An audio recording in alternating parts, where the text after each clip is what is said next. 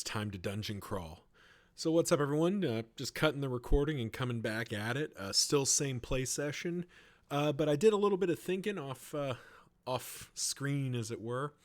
And no, we're not going to go back yet. We're going to keep this exit in our back pocket as I just take a moment to make sure my dungeon walls are in the map layer. And basically what it boils down to is looking at our loot that we've gained so far. We basically have enough money to get a healing potion, and that's it. And while it would be nice to go back to town, I think we can push for more with our 13 HP. We're a little bit sturdier. So let's continue. I hope you all are enjoying this as much as I am. This is a lot of fun, and we've already had some pretty narrow escapes here. And oh, this is a first. 3x4. A 1 means there is no exit. 1, 2, 3, 1, 2, 3. 1, 2, 3, 4. So this is a dead end. This is the last room in this part of the dungeon. So we'll go ahead and encounter it. 1, 1. Loki Orin continues to explore, continues to do his best. 1 by 1, another empty space. Disappointing. But, on the other hand, it means we're not getting murdered. So, we got something going for us, I guess, which is nice. We'll move the crazed preacher's body out of the way. And we'll post up as we get ready to go here. All right, so now we're creeping back into the side of the map where we knew all those locked rooms were. So let's see if we can start filling in some of the gaps here. 4 by 5. 1, 2, 3, 4. Okay. 2 exits, so we know there's going to be a room right in here, so we can go like that. 1, 2, 3, 4, 5. And do it like that, and maybe we can fit rooms in both directions here. This is going to end up being kind of a weird looking room, but I think it'll end up being okay. Yeah, we can fit a room there. Not perfectly, mind you, but actually, can we? 3 by whatever? Yeah, we can fit a room there. It looks like it would make sense for there to be a room there. We'll see how the dice feel about it. 2 by 4. A washroom, you say. Another unique room. So it's nice that we found the bathroom, as it were. I remember my first playthrough ever, there was a lot of really funny map building where it was like I got the barracks and then I got the washroom. And I was just like, oh, isn't that convenient? It's like the map was intelligently drawn, which is a pretty weird thing. Alrighty. D6 on a 1 to 3, something crawls out at me. 2, something crawls out at me. We are under attack. And I got to roll for a fungus. Uh-oh. 6 isn't good. 6 is generally bad when you're rolling for enemies. What do we got? We got a slimy gorger.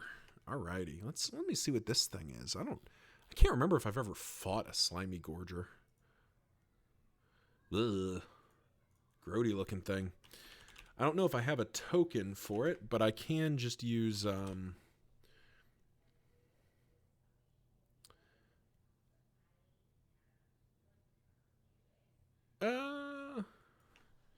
do we have an ooze?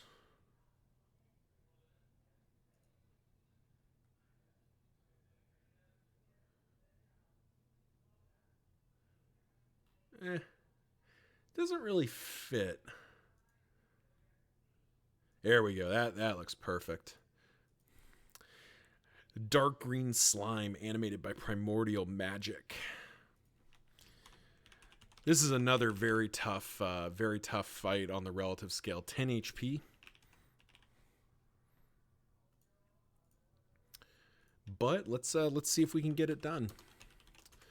We're a long way away from level 2 or level 3, so we're gonna need to do some damage before we get there. We do have shift 2 to make this 5 by 2. On secondary 2. Ooh, secondary 2s reduces damage by 2. Yikes. That was not good. I mean, then again, that basically is the same as stab, so it does the same damage as stab. It has shift 1, and it doesn't do anything to us. Thank the Lord. 3x5, 1 and 1. That becomes stab for 5. That's great. As we turn that into 2x4, it attacks back, missing again. Nice. Round 3. 4x6. Can't do anything with that. 6x3. It can't do anything with that. Round 4. Shift +1. 5x4. We can do something with that. Unfortunately, it effectively becomes that. Survives with 1 HP.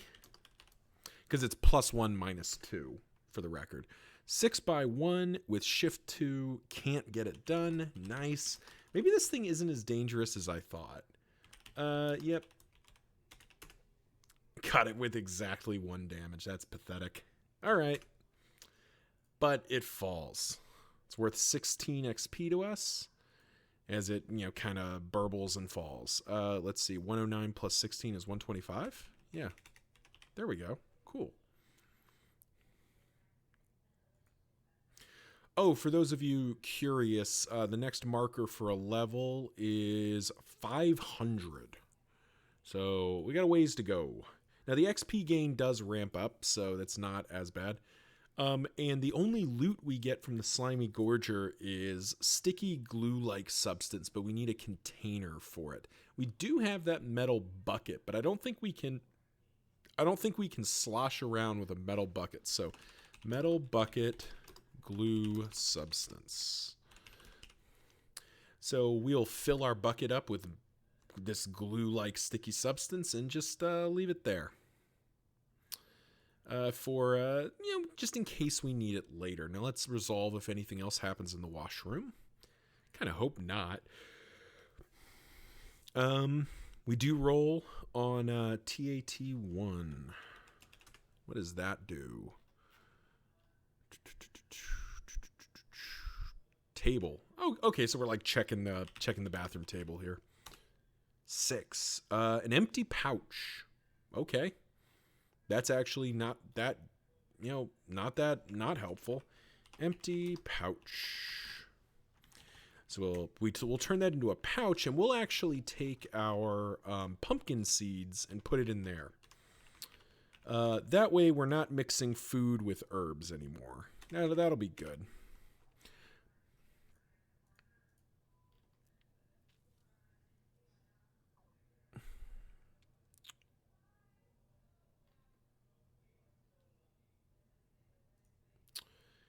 And yeah, I think we're good. Alrighty. So let's try to complete this room. Let's see how cooperative the game's feeling about this. 1x2. Wow. Okay. So 1 wide, 2 tall with a single exit. So it goes like. So no, actually, what it does. The game was cooperative, just not in the way we wanted. So what it does is ultimately it just does this. It connects. So see, it's a good thing we didn't open either of these doors because it ended up not mattering. There's no way, just for the record, if we did like the 1x2, there's no way to make really a room in here. So we're just left with nothing. So now those locked doors are sort of irrelevant because we can't do anything with them. And we don't need to do anything with them. 6x3, you say. Well, 1, 2, 3, 4, 5, 6. That's pretty far over. That cuts this room off. So we can have things brush up against each other. So 1, 2, 3. 1, 2, 3, 4, 5, 6. Boom. Bang. So we can, in theory, still fit a room there. This does have multiple exits. It has 2 exits, though. So there we go. And then 1, 2, 3, 4, 5, 6. Boom. Bang. And there we go. We'll just say whatever room this ends up generating is going right in there. we're running out of exits here, or we're running out of space here. So we are heading into the final couple rooms of the dungeon. And once that happens, we will be heading back to town. We're just hoping to get a little bit of loot more before we go there. Uh-oh, did I look at the wrong thing? No, there's the washroom. Yep, okay, I did good. Oh, I forgot to roll for doors here. Let's check what the doors out of the washroom were. I forgot to check this, and it may end up mattering. So 1x3 metal doors. Uh-oh, that's not good. Metal doors have a decent probability of being locked. So we will just mark this as a metal door. That's why I couldn't do that earlier. I used the wrong color. That won't matter. Metal doors. Is it locked? Low is good. It's locked. Okay, so we're going to back up. We've already generated this. I've already messed up. So lock picking time. So the way lock picking works is we roll for the difficulty of the lock. So we set the DC for the lock. In this case, DC is 10. Difficulty is 10. Yikes. Alrighty. And now we roll 2d6 plus our precision, which is currently +1, and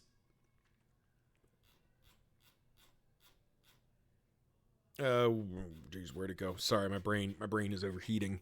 Yep, we roll 2d6 and then add our precision, and we get to roll any bonuses from our lockpick. So we're going to use our lockpick +3 here. We have 2 uses of it before it breaks. So +1, +3, but this is the only way we're going to have a decent shot of making that 10. Whew. We just make it. Just barely cross it over. Do we get a reward for this? No. Our reward is an unlocked door. All right. So we still have 1 use of our lockpick +3 left, but we do manage to unlock the door, which means we head in here. And what did I roll? 5 by...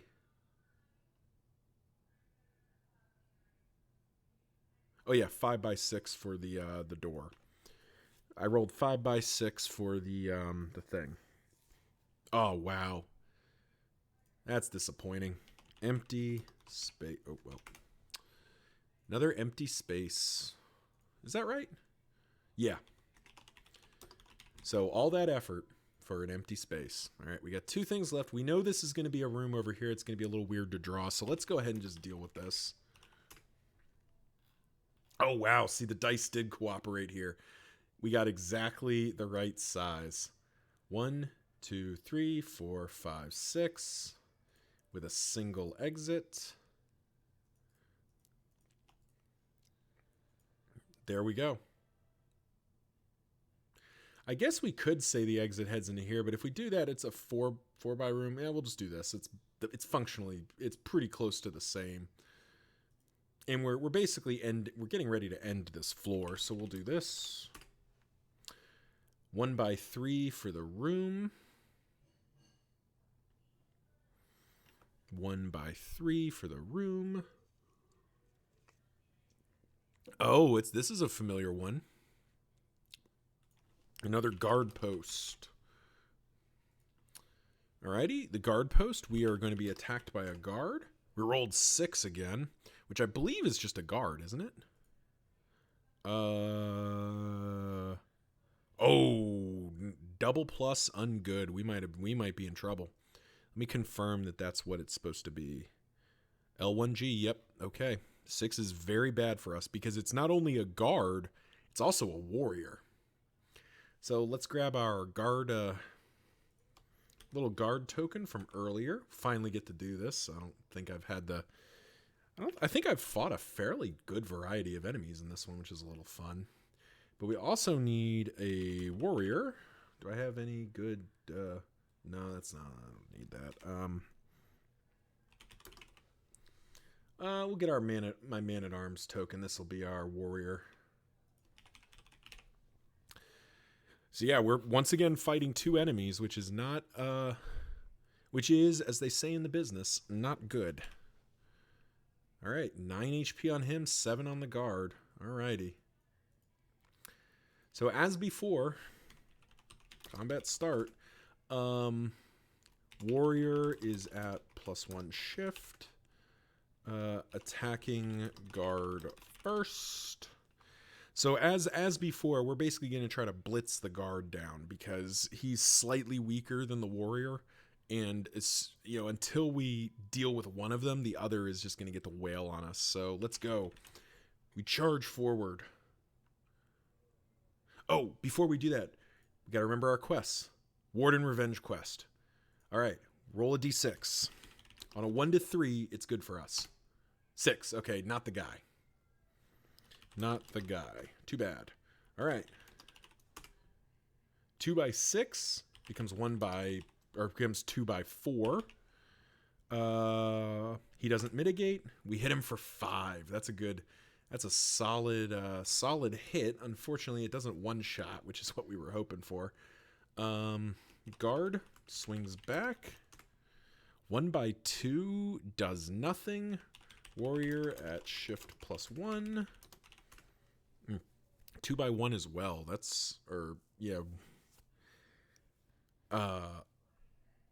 At shift 2, he does manage to get us with slash. That's unfortunate. 2d6 minus 2 gets us for 1. Okay, see, but now you can already tell, or you can already feel the I forgot to update that. You can already feel the difference here. We have so much more HP that we can actually, take a hit or two. Round 2, we're still attacking the guard. 4 by 4 becomes 2 by 4. The guard is still standing. That's not good for us. Guard swings back. Ooh, the guard prime attacks us. That's not good. When expedition disarms you, lose 1 turn as you grab your weapon off the ground. Lose a turn. Okay, so as he disarms us, our sword clattering against the wall, the warrior takes advantage with his shift +1 and lands a crushing blow on us. For nothing. Nerd. All right, round 2. Round 3. Miss. I miss my turn. The guard swings at me. Oh, jeez. This guard was getting ready to do it again. That would have hurt. 6 by 5. He can't shift that. Warrior.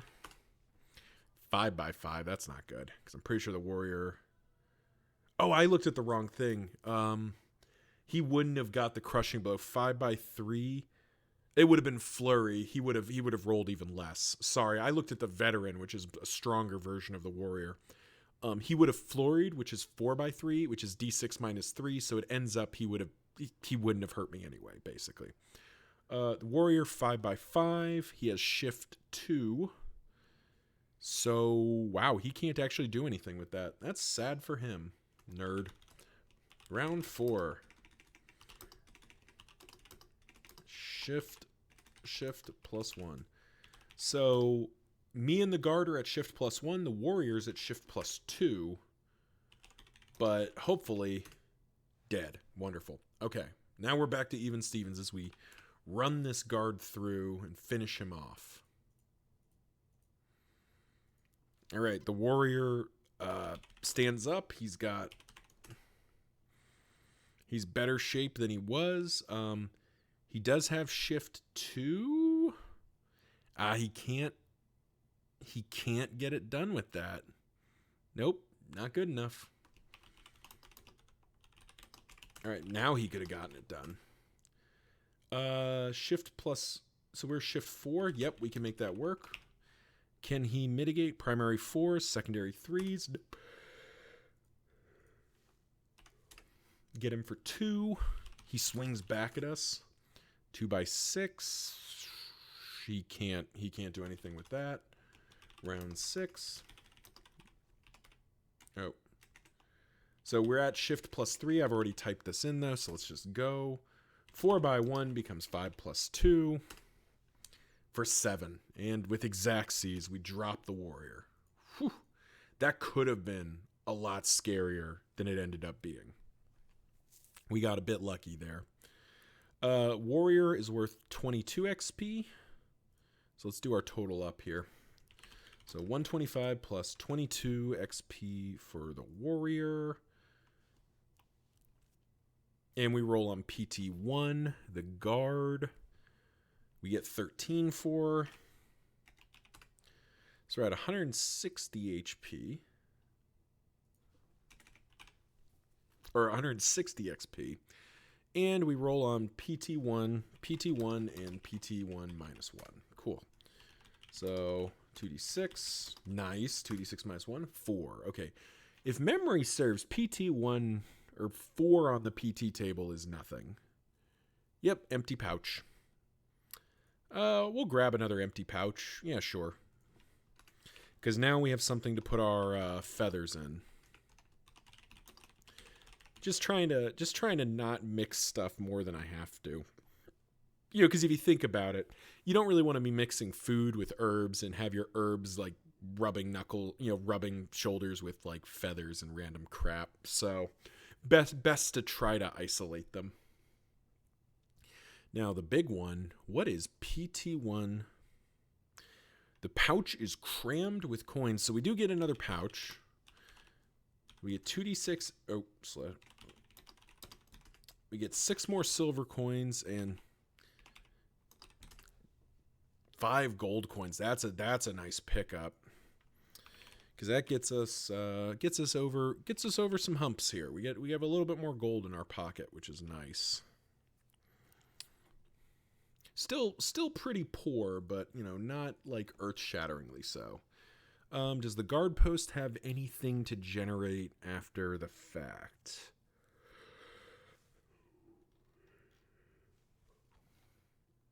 Let's see, 1x3. Yep, okay. So we roll on the complications table. Unexpected twists and turns. Another 1x3.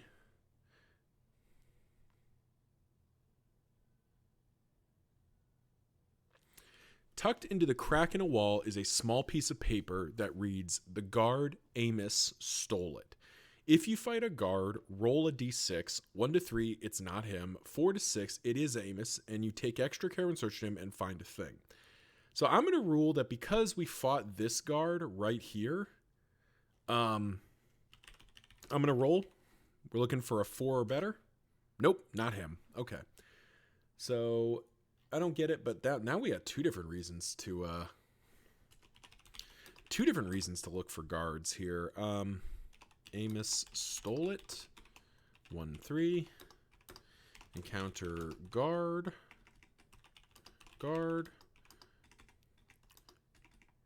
Roll d6 on a 4+. It's the guy. Roll on 1 if you win. Cool. So unfortunately that's not Amos, but we could end up finding him. Guards do appear on the next level as well. So this is a reinforced door. Should we do him with purple?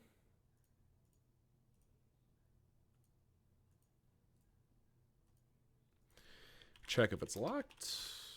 I believe our reinforced doors locked on 4s. They are not locked on 4s. That is not a locked door. However, given the shape here, we're basically at the end of the dungeon.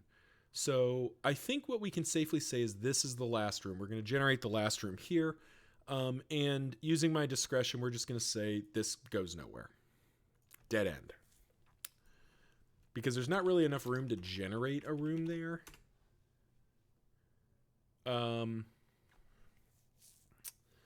If we draw this 1 by 2 with 3 exits, well, can only really have 1 exit.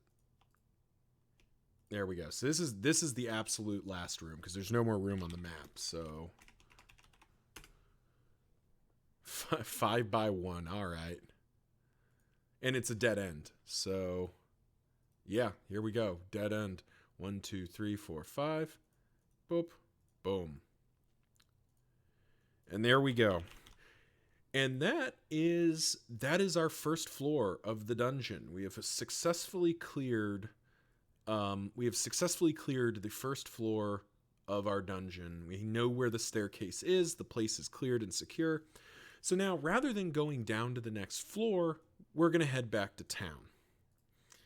And I will cut the video here, and we'll do the town separately and use that to feed into the next dungeon level. Thank you all for watching. See you in the town. And we're back. What's up, everyone? So now we're in town. Just image off the interwebs. So having come back to town, there's a number of things we can do. We can only exit once per level. We didn't liberate any prisoners. We don't have any negative conditions, and we do heal to full. So first things first, let's get our HP back up to that magical 20. I'll make sure to update the token. Actually, I guess we can just jump over there. Oh, there we go. And we'll let's run through what we do. So first of all, the first thing we do when we go to town is essentially we can buy and sell items. So as far as I can tell, the rules are that you have pretty free access to like changing money. So in total, pulling out of that first dungeon, we pulled out 20 gold coins, 50 silver coins, and 41 copper coins. Everything is in base 10, so 10 copper is 1 silver, and 10 silver is a gold.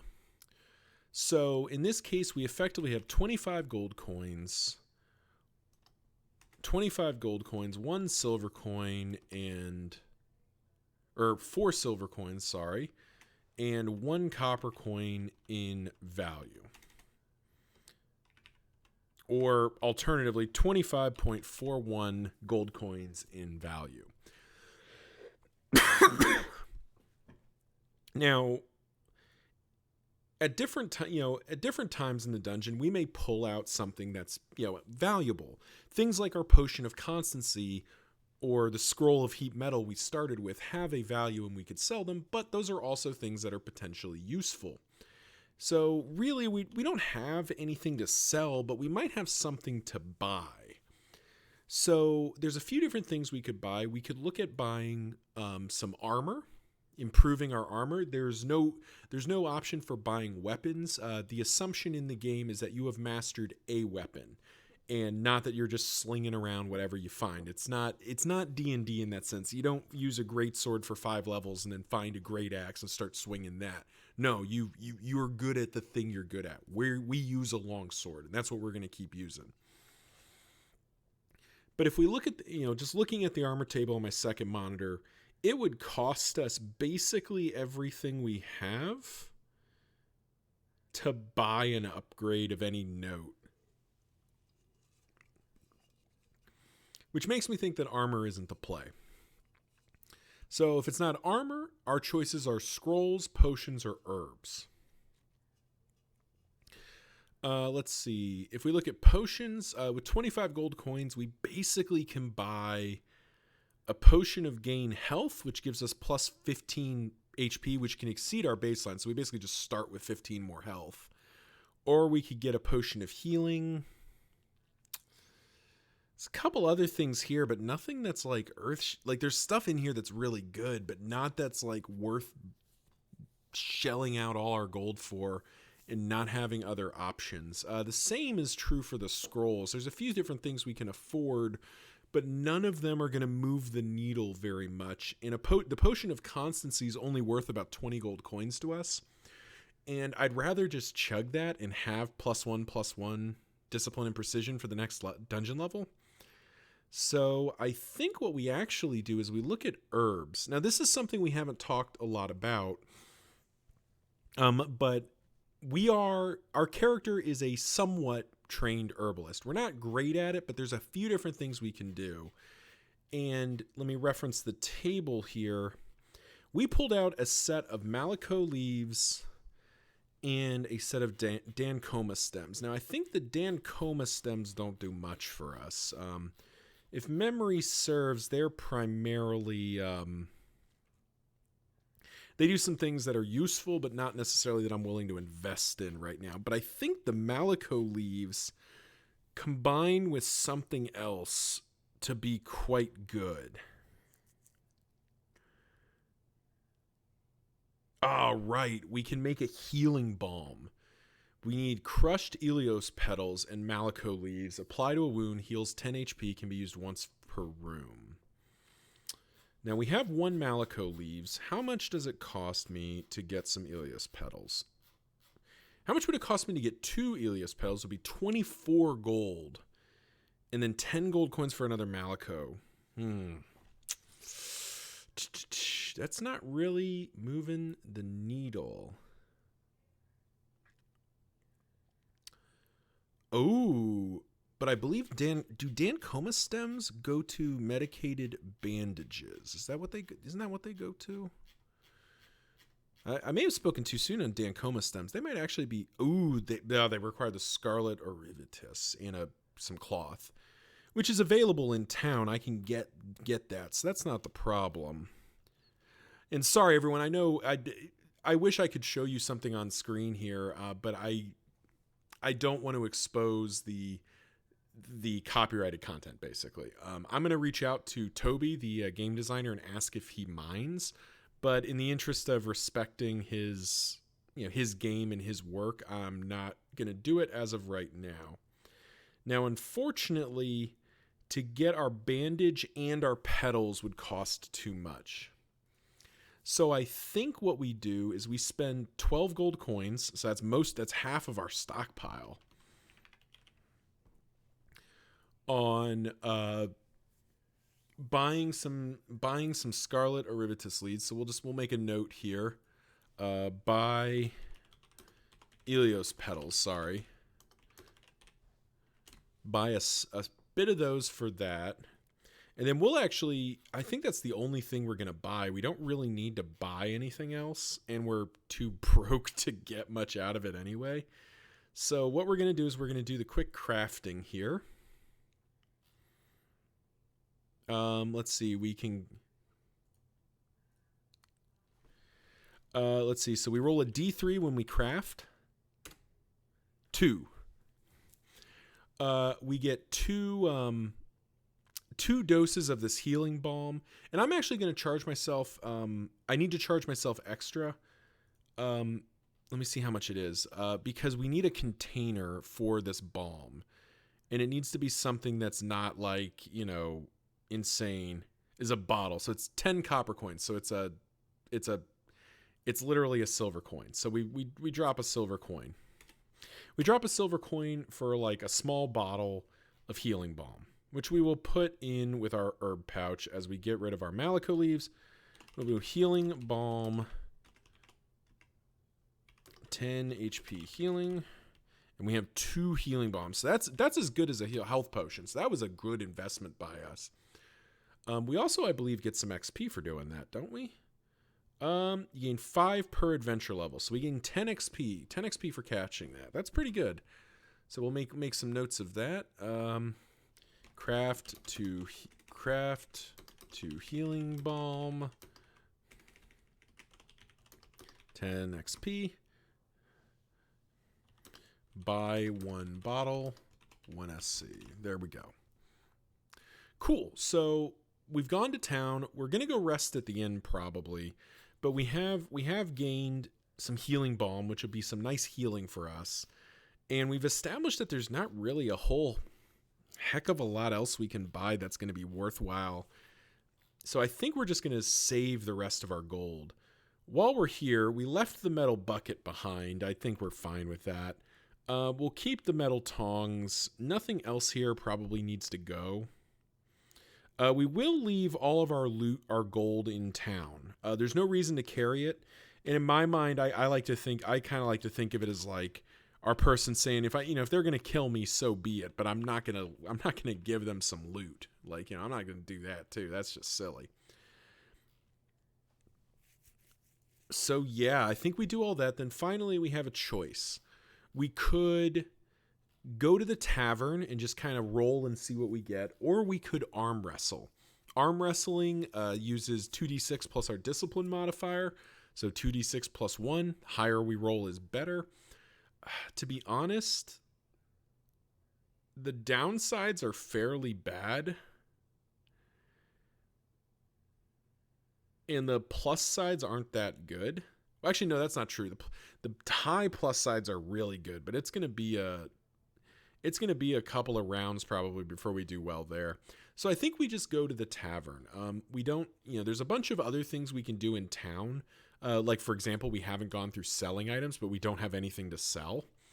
So it's going to be a very short tavern here. So before we go to bed, we're going to spend some time in the inn. We're going to roll 2d6 and just see what happens. 8. I have a pleasant evening and nothing of useful or wisdom is revealed. Well, that's sad.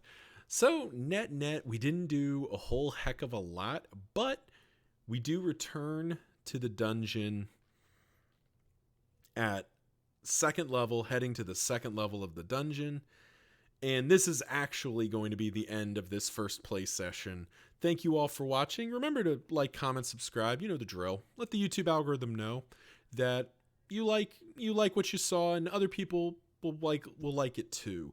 Also, remember in the video description there'll be a link to the Kickstarter. 2d6 Dungeon is a lot of fun, and the team over there is amazing.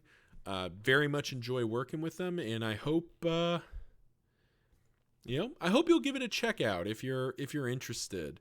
Let me know if you have questions down below, and till then, see ya.